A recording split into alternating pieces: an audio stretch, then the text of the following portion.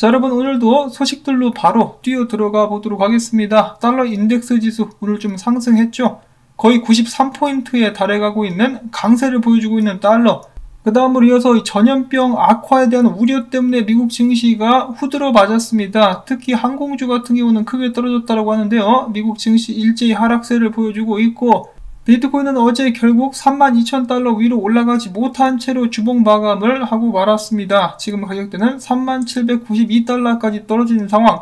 여러가지 악조건들이 겹치면서 비트코인을 때리고 있는데요.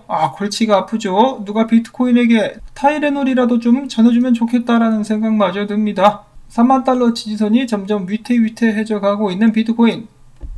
자, 이런 상황 속에서 달러가 계속해서 강세를 보이게 될 것 같다라는 분석들이 나오고 있죠. 94포인트 선까지 반등할 수 있는 가능성을 가지고 있는 달러. 그렇게 된다면 미국 증시와 금, 그리고 비트코인 계속해서 이 소위 말하는 후달리는 모습을 보여주게 되지 않을까라는 염려를 금할 수가 없겠습니다. 자, 오늘 첫 번째 소식은 국내 소식인데요. 신한금융에서 아주 개떡같은 발표를 했습니다. 정말 어이가 없는데, 앞으로 고객들 중에 코인 투자를 많이 하는 사람들은 대출을 안 주겠다랍니다. 이들은 그들의 호객님들을 세대별, 지역별, 채널별, 주식 및 비트코인 투자 현황으로 나눠가지고 분석을 진행한 후, 그러니까 한마디로 가축들, 이 병아리 감별하듯이 고객들을 나눈 다음에 리스크 발생이 높은 가능성 고객 집단을 도출해내가지고 분석 결과를 바탕으로 대출을 어느 정도 해줄지 정하겠다라는 것인데요. 아주 건방지죠. 남이야 코인 투자를 하든 주식 투자를 하든 니들이 뭔 상관인데, 이런 거랑 상관없이 신용 정도에 따라서 신용 점수를 만들었으면 그걸 기반으로 대출을 해줘야지. 무슨 남의 사생활을 가지고 대출을 하주네 마느네. 정말 참 어이가 없네요. 여기저기서 환영을 받지 못하고 있는 코인 투자자들, 이런 상황 속에서 국내 넘치는 여윳돈 1,400조는 암호화폐와 달러를 떠나서 한국 증시로 이동을 하게 되었다라고 하는데요. 잘 가세요. 나중에 비트코인 10만 달러 되면은 그때 돌아오겠죠. 참 사람들이 재밌는 게 쌀 때 사서 비쌀 때 파는 것이 기본 원칙인데, 꼭 비쌀 때 들어와서 물리고 손절치고 나간 다음에 화를 낸단 말이죠. 사기라고 하면서.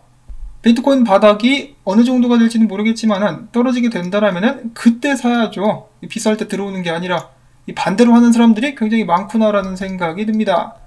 자, 그 다음에 이런 상황 속에서 이 공산당들의 매체는 비트코인 등이 투기에 이용되고 있다. 반면에 우리 공산당이 만든 공산화된 디지털 위안화는 합법적이고 안전하며 편리할 뿐만 아니라 개방적이고 포용적이다. 역시 공산당답게 거짓말은 정말 잘하죠. 지랄하고 자빠져. 자, 아무튼 다음으로 넘어가가지고 터키에서 조만간에 암호화폐 법안이 의회에 제출될 것이라고 합니다. 이를 통해서 터키 내에서 개인 투자자들을 보호하고 자금 세탁을 방지하며 암호화폐 거래소에 대한 감독을 강화하겠다라고 이야기를 하는 것인데요. 항상 말은 그렇죠. 소비자들을 보호하기 위해서다. 근데 사실과 은행들과 정부들은 비트코인을 견제하기 위한 목적이 더 강하다라고 볼 수가 있겠는데, 자, 암호화폐에 대해서 쓴소리를 가장 많이 냈었던 중앙은행 중에 하나가 바로 영란은행입니다. 유명 분석가 중에 테디라고 있는데요. 유럽에서 생활을 하죠. 이제 얼마 전부터 그의 영국에 있는 은행들 계좌에서 하나같이 암호화폐 관련된 거래를 못하도록 막고 있다라고 합니다. 그러면서 하는 말이, 우리는 여러분들을 보호하기 위해서 암호화폐 관련된 투자를 막는 것입니다 라고 이야기를 했다라고 하네요. 항상 이 거짓말만 해대고 있는 은행들, 이러면서 유럽 같은 경우도 디지털 유로, 그리고 유럽 및 영국에서도 마이너스 금리에 관련된 의견들이 솔솔 나오고 있죠. 정말 이기적인 금융 마피아들이다라는 생각이 듭니다. 자, 그 다음에 유명 분석가이자 헤드앤숄더 매니아죠. 피터 브렌트가 도지코인에서 헤드앤숄더가 나올 것 같다. 지속적으로 하락하면서 이 개팔자가 무너지게 될 것 같다라는 의견을 남겼습니다. 최근 일론 머스크가 이 강아지를 물에 빠진 똥개를 구하려고 했는데 결국 물속으로 다시 빠져 들어가 버렸죠. 과연 도지코인 그 생명을 유지할 수 있을 것인가 지켜보도록 하겠고요. 자, 그 다음에 최근에 크게 올랐었던 NFT 코인 중에 엑시스라고 있었죠. 지금 최근에 급락하기 시작하면서 추가 하락할 가능성이 있다고 합니다. 거두절미하고 어디까지 떨어질 수 있느냐? 피보나치 0382 레벨인 11.6달러, 그리고 263 레벨인 8달러 29센트까지 추가할 가능성이 있다고 하는데요. 이것이 바로 그 차트입니다. 만약에 비트코인 곤두박질 쳐가지고 이 채널의 바닥까지가 한다. 그러면은 4달러까지도 내려갈 수 있겠네요. 부디 그런 상황은 오지 않기를 바라봅니다. 그런 의미에서 비트코인 화이팅! 다음으로 마찬가지로 NFT 프로젝트죠. 칠리지에서 아스날 FC 팬 토큰인 AFC를 출시했다고 합니다. AFC 하니까 또 KFC 치킨이 생각나네. 사람을 배고프게 만드는 칠리즈. 그러고 보니까 칠리 핫도그도 생각나네. 자, 헛소리 그만하고요. 바이낸스 같은 경우는 최근에 3억 9천만 달러 상당의 BNB 코인을 소각했다라는 소식이 나왔었고, 이어서 그레이스케일에서 이제 디파이 펀드를 출시했다라고 합니다. 이 디파이 펀드를 통해서 투자자들이 개별 디파이 토큰들을 구매하지 않더라도 디파이에 투자할 수 있도록 하겠다라는 설명입니다. 다음으로 해서 거의 비트코인에 몰빵을 했다라고 할지라도 과언이 아니다 라는 생각이 들 정도로 비트코인 관련주를 몽땅몽땅 매수하고 있는 아크 인베스트의 캐시우드 돈나무 언니였었는데 이제 돈내놔 언니로 이름을 바꿔야 될 것 같죠. 이 돈내놔 언니가 이번에는 스퀘어 주식을 대량으로 매입을 했다라고 합니다. 무려 스퀘어 주식 22만 주를 매입을 했다라고 하는데요. 물론 스퀘어 같은 경우는 비트코인에 그렇게 크게 영향을 받지 않는다라고 몇몇 분석가들은 이야기를 하기도 했었는데, 그래도 비트코인에 관련된 개발을 중점적으로 하고 있는 스퀘어이기 때문에 비트코인의 영향을 안 받을 수는 없겠죠. 부디 비트코인이 이 돈 내놔 누나죠. 비트코인한테는 누나의 성의를 봐서라도 좀 힘을 내줄 수 있기를 바라보고요. 자, 그 다음에 최근에 암호화폐 분석업체인 센티멘트에서 트위터 상에서 비트코인 가격에 대한 설문조사를 했습니다. 자, 근데 이 설문에 참여한 응답자 중에 30%가 비트코인이 올해 안에 10만 달러에 도달할 것이다 라고 응답을 했다라고 하네요. 자, 이런 상황에서 이런 답변이 나온 것은 좀 아쉽죠. 사람들이 항복을 해야 거기가 바닥인데 아직도 희망 회로를 돌리는 사람들이 많다. 보통 이럴 때 분석가들은 더 내려갈 것 같다라고 해석을 하기도 합니다. 그 다음으로 응답자들 중에 20%는 2023년 또는 그 이후에 비트코인이 10만 달러를 갱신할 수 있을 것이라고 예측을 했다라고 합니다. 2021년도 하반기에 들어선 비트코인 과연 어떤 움직임을 보여주게 될 것인가? 잊을만 하면은 한 번씩 이름을 내비치는 나름 유명 분석가죠. JP모건 출신의 톰 베이스 같은 경우는 지금 현재 비트코인이 디센딩 트라이앵글을 그리고 있으며 만약에 지지선이 붕괴될 경우 20% 추가적으로 하락할 것이다.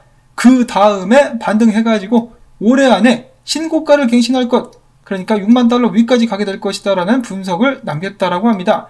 그리고 그가 봤을 때 GBTC 물량 해제는 비트코인 가격에는 영향을 끼치지 않을 것이다 라고 하네요.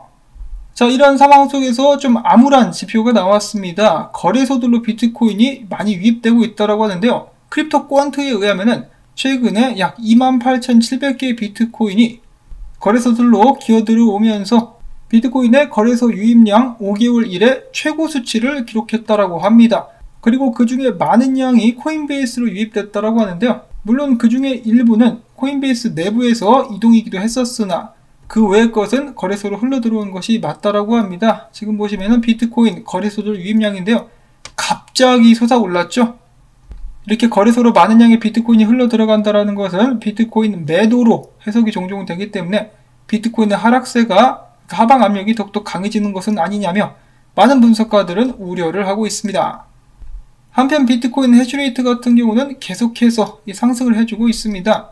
이 채굴자들이 해외로 넘어가면서 자리를 잡기 시작한 것은 아닌가라는 생각을 해보는데요.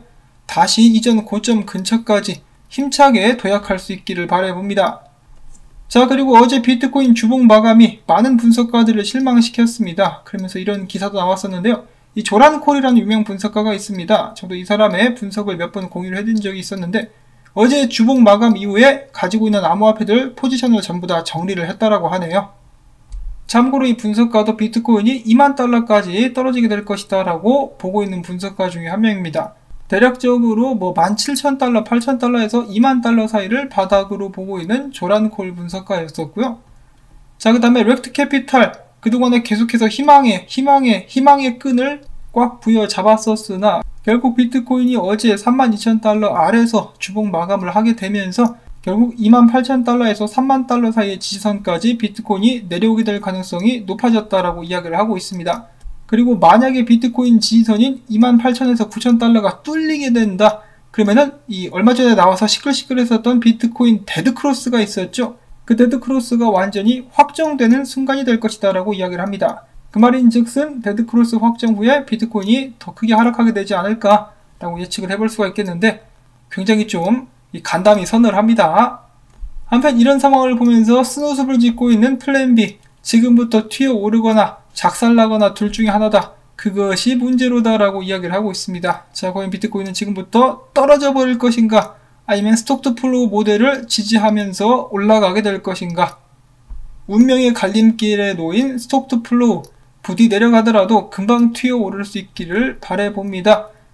자, 그 다음에 비트코인 가격 움직임 하면 빼놓을 수 없는 것이 CME 갭이죠. CME 갭들 조시레이즈 분석가가 정리를 해봤다라고 합니다. CME 갭은 크게 23,900달러에서 26,000달러 사이에 하나가 있고 그 밑에는 21,000달러 부근에 또 하나가 있으며 그 밑으로는 18,000달러 부근에 또 하나가 자리를 잡고 있습니다. 근데 위에도 있어요. 위에도 보시면은 6만 달러 근처에 CME 갭이 있습니다.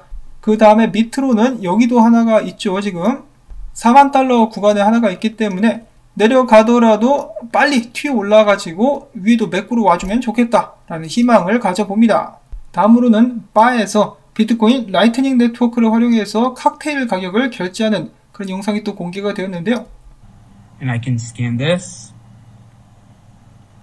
Alright, grabs it. So 4803 payment to curfew, confirm.